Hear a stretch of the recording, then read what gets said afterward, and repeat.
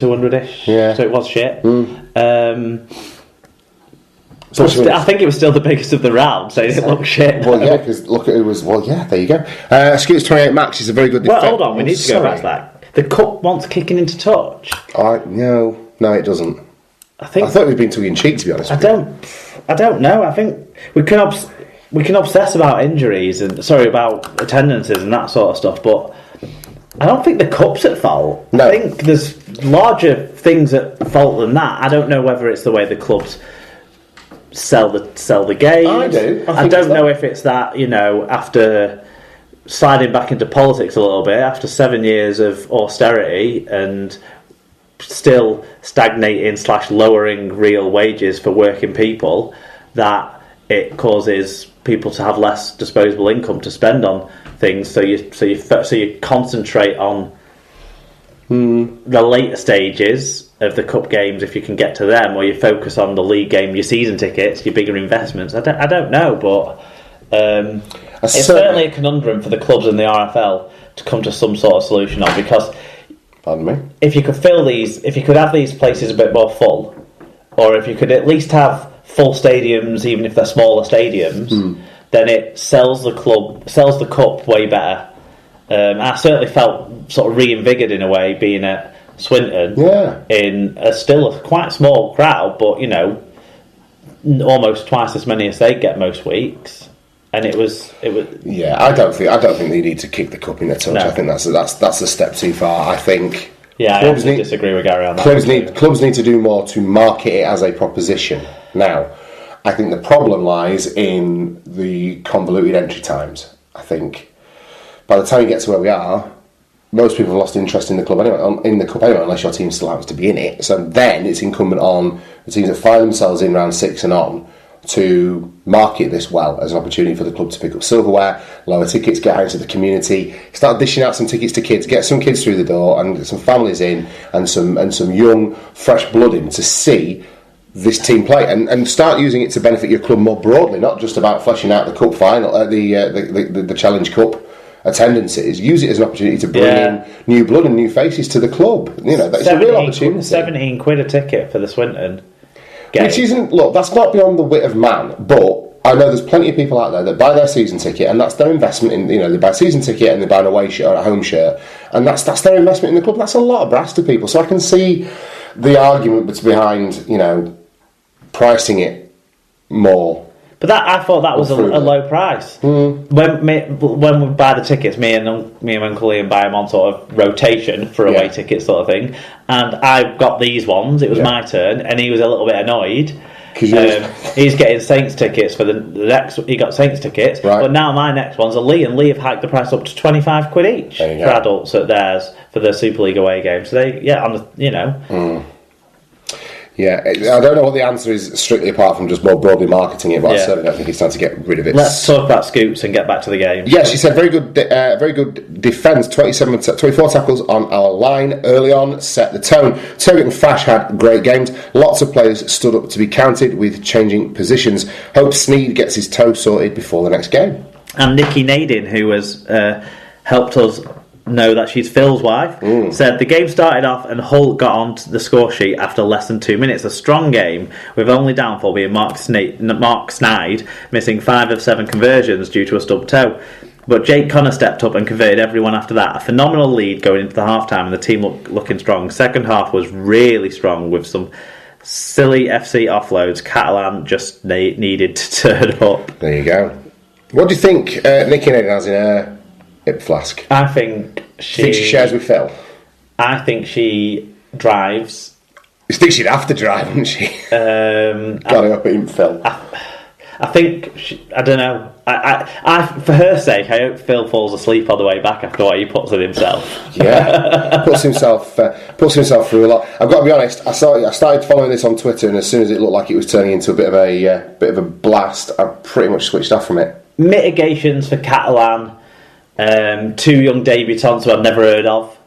Got their goes coming up from the St Esteve side, I guess, and a few other young players in there as well. People who've not had many games. A few players playing out of position, and they met a Hull side that are right at the peak of of their sort of powers with the side they were able to put out. So there were some young players in for Hull as well, though. Massi Matongo got a game and a run out, didn't he? And they had all like Turgut and Fash. They're not exactly. Well, Turgut's become a mainstay part of the side when he's not getting suspended. So he's doing really well, and Fash keeps earning good reviews, doesn't he? So and it's important that those younger guys are getting this. It's another case of like the Wakefield one. You play your strong, your Taylors and your Watts and Houghtons and stuff to sort of set the platform. I assume all those guys played. I know Taylor did. And in fact, Taylor and Watts both scored, I think. Everyone got a go, didn't they? I thought Crowd got a try. Yeah. Everyone turns out for them, didn't they? Yeah, let's have a quick... So they had like Minicello and Green, and they started with a big pack, and then they were able to... They didn't have a lot of young players in there to be complete... Short, Fanua, Connor, Griffin, Michaels, Kelly, Snide, Taylor, Houghton, Watts, Turgut, Minicello, Green, Thompson, Washbrook, Bowden and Fash. All right, so Matonga didn't make... It must have been the 19s that I'd seen. Okay, there you go. Then I'll take... I'll rescind that earlier comment then. But it's disappointing for Catalan, even with the changes that they make that to maybe the focus they're trying their best to focus towards making the top 8 and didn't want a cup distraction. Don't know. Perhaps there you go. Okay, the repeat of last year's £1 million game, Mark, saw Salford Red Devils taking on Hull KR. It finished 24 points to 14 in favour of the Super League side, but there's a couple of exciting bits to pick out of this one. Yeah, Brian Davies said, good start from Hull KR, but Salford showed their real class to steady the ship and then gradually take control. Loads of scrums in the match and even 3 tries from the base of the scrum, so a bit of a strange one. Be good if Salford could get to Wembley, as it might be the lift off that club needs to get some more speckies out to watch them, or they could change their name to Manchester, for fuck's sake. There you go. Mark W said, similar to the Thursday game really, fewer errors from KR and it's a much closer game. Glad to see Ryan Lannan showing off the skills he learned at the Ryan Atkins School of Try celebrations. There needs to be a big asterisk against that, because Ryan Atkins actually gets over the line before he doesn't have the ball in his hands, whereas Ryan Lannan had the ball in his hands, just didn't get to the line. It is tremendous. I'm certain we will talk about that ad nauseum, but before that, Tim G. Radio got in touch. Yeah, and he said, he's a Hull KR fan, of course. He said, did we play a big game against Salford last year? Nobody mentioned it. Frustrating, yes, but felt we did well as a Championship side against a top half Super League side. Paul Abdul not as controlling side hoped. Maybe the rhythm has finally got him. Yeah, he took 2 steps forward and took 1 step back, I would suggest, that young man. That was Paul Abdul, wasn't it? Before my time, sir. Before your time. I thought the rhythm was going to get him was... I think that might be Gloria Estefan. It does seem about right. Rhythm was going to get you was Gloria Estefan. Do we fact check? Are we fact checking 80 songstresses now? We don't need to. We don't need to. The rhythm is going to get you is by Gloria Estefan. It might be whilst she was still with the Miami Sound Machine. I could be wrong, but yeah. I thought Paul Abdul was the one that sang. Oh, she did that video with the animated cat. Do you remember? Rhythm's going to get you is Gloria Estefan. Yeah. There we go. Okay. Which we already sort of thought. And Paul Abdul he's called Opposites Attract or something like that. She takes one. Opposites Attract. There you go. Yeah. Yeah, she sang it with MC Scat Cat. He was an animated cat. You're laughing at Scat, aren't you?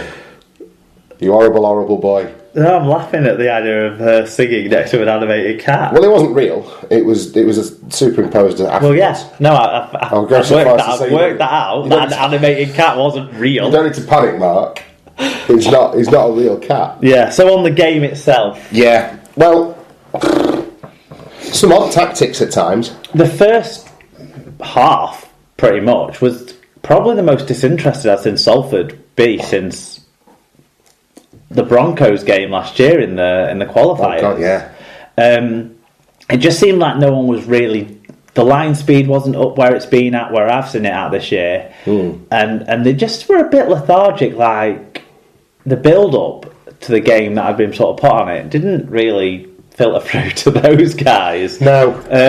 But Hull KR's lead, whilst deserved on the merit of they probably were the better team. I mean, the completion percentage was nearly perfect in the first half. They didn't make hardly any mistakes. And you did feel they were probably going to run out of steam later on, but neither of the tries should have stood. Right.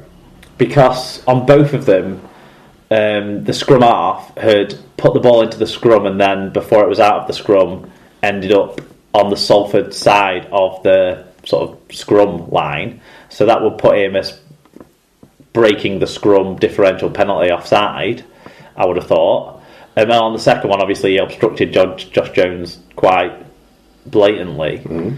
So that was strange. But, clever plays that referees maybe don't keep an eye on those things much. He caught the referee cold on those, and they reap the benefits. And certainly, the Chris Bryden one was pretty good too. Straight out of Union. Obviously, he's got a bit of pace, that kid, and so the 3 scrum tries were interesting to say the least. Let's talk about people who've got less pace than they might think, Mark. Or just less space than they might think. Because the guy who caught him wasn't exactly speedy. No, true. Ryan Lannon breaks the line about 30 metres, maybe 40 metres, just inside his own half, essentially, and starts celebrating from about 20 metres out. He's duly chased down by the OKR pack. It was Nick Scruton who got to him. Caught by Nicky Scruton. He must have been on a promise from our Alice. And, no try. His calf in the process. It's a shit. His hamstring. His hamstring, sorry. Pulled his hamstring, Shit week to be around. Because he was running so fast. That's the thing. I think it was because he'd loosened up. Yeah. And then was probably setting himself for a swan dive. He was going to go over Chris Ashton style, wasn't he? And it just wasn't to be for the young man. Playing really well, deserving his place in the side, even though Weller Haraki coming back to fitness and getting a game for the first time in forever, feels like. Look, Salford in the second half were like Salford have been most of the season. They controlled things most definitely. Yeah. They met Hull out their own game from the scrum, and then they were able to power over with some tries from the forwards, like we've come to expect. Niall Eccles, again, was pretty decent, wasn't he, at fullback? Not dropping anything, getting involved a lot. That was when we talked about our dream team thing. That was something I didn't mention about O'Brien. Maybe the system that Salford are running is what's helping out there, because actually Eccles has been really great in the last 3 games slipping in. Speaking of Salford players that could have been in the conversation when we were talking about mid-team dream team, Craig Kopchak's having a really strong year for them, isn't he? He's upped his game, I feel, from the last couple of years. I don't think he ever really pulled up any trees at Huddersfield. And this represents a real softening of my stance on Craig Kopchak as well. But I think this year in that Salford pack, he's been involved in a lot of what's gone right for them as well in terms of his leadership. He was very good last year too. Yeah, perhaps so. He maybe got under my radar a little bit, but this year he certainly has been someone that I've been noticing more and more. Yeah. And he bagged a try in this, didn't he, as well? The Salford player, I think, stepped up, and I think he's probably had to because of better competition for places this year, is Logan Tompkins. Right. Because Chris Browning's playing so well behind him, I think he stepped up. Just put some pressure on him. And I think that's helped the ball get into the hands of the prop forwards and better position, running better sort of lines and pace and stuff when they get the ball, and it's helping all of them look a lot better. You'd say so. Yeah. Very good. But on the balance of play, a deserved win for Salford, though. Definitely. Absolutely. Yeah. Okay, Castleford, another team. Another deserved win. 53 points to 10 they won against St Helens on Saturday afternoon down at the Jungle, Mark. Spanking, yeah. Elliot Wrench said, "How the hell am I supposed to teach myself guitar when this is on in the background? Very distracting." God, I hope that isn't a euphemism. I'm just nipping upstairs. I don't know, he's got a bit of spare time on his hands. He's got a bad back, hasn't he, the poor Has he hurt himself? Yeah. Poor little so he's so obviously he's trying to fill that time. It might be both euphemistic and not then.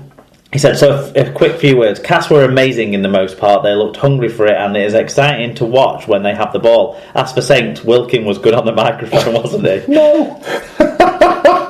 He was dull, I thought. Particularly in the first half. I saw the first half highlights. I didn't see the second half. There wasn't much of him in the first half. He only came on for 10 minutes. No, exactly. That's why I thought he was dull when they played it back. I didn't see the second half light package. Was he entertaining? No, he was entertaining on the... I don't think they did play any. He was entertaining on the interview. Yes, certainly was. Yeah, absolutely. Anyway, back to Yankee Doodle, Elliot says. Brian Davies says, Cass were awesome again, played some great rugby, but some of the passing, especially every time Eden got involved, looked a bit loose. And a decent team would have punished them. Saints are poor, though, and you'd have to fear for them at Magic Weekend. You didn't look at Percival or Walmsley and think,